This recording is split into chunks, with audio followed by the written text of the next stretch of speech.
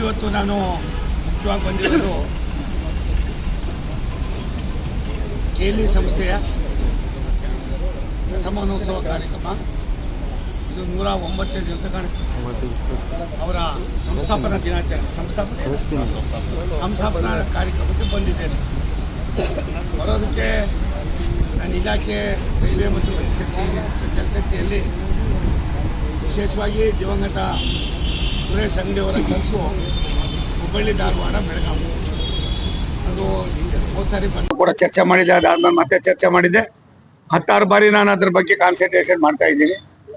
ಹುಬ್ಬಳ್ಳಿ ಧಾರವಾಡದ ಸ್ವಲ್ಪ ಪ್ರಾಬ್ಲಮ್ ಇದೆ, ಅಲ್ಲೇ ಇವಾಗ ಚರ್ಚೆ ಮಾಡ್ತೀವಿ. ತಾವು ಅಲ್ಲಿ ಬರ್ತೀರಾ ಅಂತ ಕಾಣಿಸ್ತಿದೆ.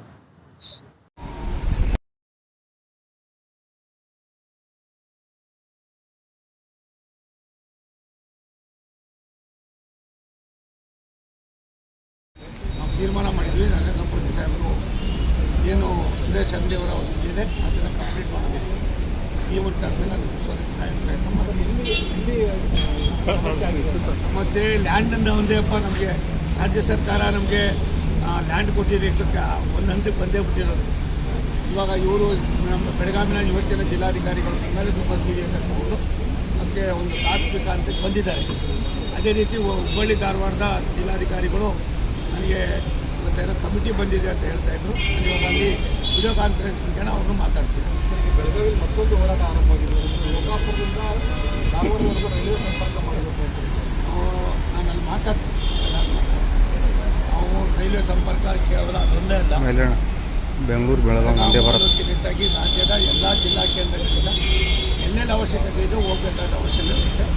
ಈಗಾಗಲೇ ನಾವು ಸರ್ವೆಗೆ ಹಾಕಿದ್ವಿ, ಅದು ಕೂಡ ಏನೇನಾಗಿದೆ ಮಾಹಿತಿ ಅದು ತಿಳ್ಕೊಂಡು ಅದು ಮಾತಾಡ್ತೀನಿ. ಅದು ಅವಶ್ಯಕತೆ ಇದೆ, ಮಾಡಬೇಕು ಅಂದಾಗ ನಾವು ಜನಗಳಿಗೋಸ್ಕರ ಮಾಡಲೇಬೇಕಾಗ್ತದೆ.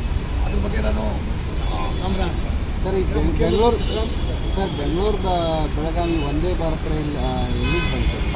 2-3 ಸಾರಿ ಕೇಳ್ತಾನೆ ಇದ್ದೀನಿ, ನಾನು ಹೇಳ್ತಾನೆ ಇದ್ದೀನಿ. ಮುಂದೊಂದು ತಿಂಗಳಲ್ಲಿ ನಿಮಗೆ ಸ್ಲೀಪಿಂಗ್ ಕೋಚ್ ಬರ್ತದೆ. ಈಗಾಗಲೇ ಪೂನಾಯಿಂದ ಬೆಳಗಾವಿಗೆ ಒಂದು ಒಂದೇ ಭಾರತನ ಬಂದಿದೆ. ಮತ್ತು ಬೇರೆ ಬೇರೆ ಟ್ರೈನ್ಗಳನ್ನು ಕೂಡ ಕೊಡ್ತಾ ಇದ್ದೀವಿ. ಅವಶ್ಯಕತೆಗೆ ಅನುಗುಣವಾಗಿ ಏನೇನು ಮಾಡಬೇಕು ನಾವು ಮಾಡ್ತೀವಿ. ಯಾವುದನ್ನು ಕೂಡ ನಾವು ಸ್ಲೀಪಿಂಗ್ ಕೋಚನ್ನ ಇಲ್ಲಿಂದಾನೇ ಸ್ಟಾರ್ಟ್ ಮಾಡತಕ್ಕಂಥದ್ದಕ್ಕೂ ಕೂಡ ಯೋಚನೆ ಮಾಡಿದ್ದೀವಿ. ಇವೆಲ್ಲವೂ ಆಗ್ತದೆ. ಸರ್, ಬೆಳಗಾವಿಯಲ್ಲಿ ಬೆಳಗಾವಿ ಸಿದ್ದರಾಮಯ್ಯವ್ರನ್ನ ಮುಟ್ಟಿದ್ರೆ ಸುಮ್ಮನೆ ಬಿಡಲ್ಲ ಜನ ಅಂತ ಹೇಳಿ ಹೇಳಿದ್ದಾರೆ. ಅದು ಯಾರಾದರೂ ಮುಖ್ಯಮಂತ್ರಿನ ಬಿಡ್ತದೆ, ಯಾರು ಸುಮ್ಮನೆ ಇರೋಕ್ಕಾಯ್ತಲ್ಲ. ಮುಖ್ಯಮಂತ್ರಿ ಮುಟ್ಟಿದ್ರೆ ಏನಾಯ್ತದೆ, ಪೊಲೀಸರು ಇರ್ತಾರೆ, ಕೇಸ್ ಹಾಕ್ತಾರೆ ಅಲ್ವಾ? ಹಾಗಾಗಿ ಆ ಅರ್ಥದಲ್ಲಿ ಅವರೆಲ್ಲ ಮಾತಾಡಿರ್ಬೋದು. ಸಿದ್ದರಾಮಯ್ಯವರು ಒಬ್ಬ ಅನುಭವಿ ರಾಜಕಾರಣಿಗಳಿದ್ದಾರೆ, 2 ಬಾರಿ ಮುಖ್ಯಮಂತ್ರಿಗಳಾದವರಿದ್ದಾರೆ. ಅವ್ರು ಏನು ಮಾತಾಡ್ತಾ ಇದ್ದೀನಿ ಅಂತಂದು ಅವ್ರ ವಿವೇಚನೆಗೆ ಬಿಡ್ತೀನಿ. ಅದರ ದುಷ್ಪರಿಣಾಮ ಏನು ಅನ್ನೋದಕ್ಕೆ ಹೆಚ್ಚಾಗಿ ಸಾಮಾನ್ಯ ಜನರಲ್ಲಿ ಇರ್ತಕ್ಕಂಥ ಭಾವನೆಗಳಿಗೆ ನಾವು ತದ್ವಿರುದ್ಧವಾಗಿ ಮಾತನಾಡೋದು ಎಷ್ಟು ಮಟ್ಟಿಗೆ ಸಮಂಜಸ ಅಂತ ಅವರೇ ತಿಳಿಸಿದ್ದಾರೆ.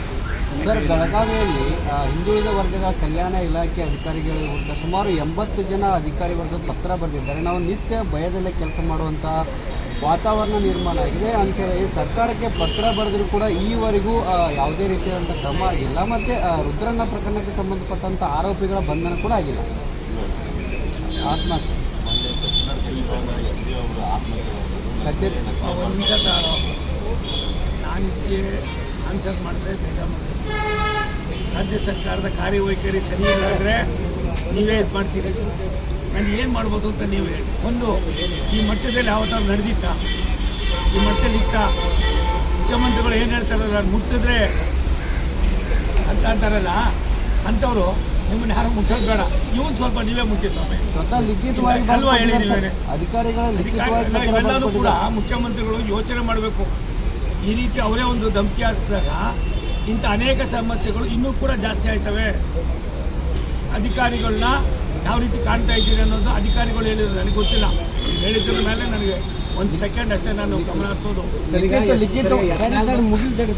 ಲಿಖಿತವಾಗಿ ಪತ್ರ ಬರೆದಿದೆ. ಆಯ್ತಪ್ಪ, ನಾನು ಗಮನಿದ್ದೆಲ್ಲಿಲ್ಲ, ತಿಳ್ಕೊತೀನಿ. ಬಟ್ ಯಾರು ಏನೇ ಆಗಿದ್ರು ಸರ್ಕಾರ ತನ್ನ ಕರ್ತವ್ಯ ನಿರ್ವಹಣೆ ಮಾಡಬೇಕು. ಅದು ರಾಜ್ಯ ಸರ್ಕಾರದ ಕಾರ್ಯವೈಖರಿ ಹೆಂಗಿದೆ ಅನ್ನೋದು ನಿಮಗೂ ಗೊತ್ತಿದೆ. ಅದ್ರ ಬಗ್ಗೆ ಅವ್ರು ಎಚ್ಚೆತ್ಕೋಬೇಕು. ಸರಿ.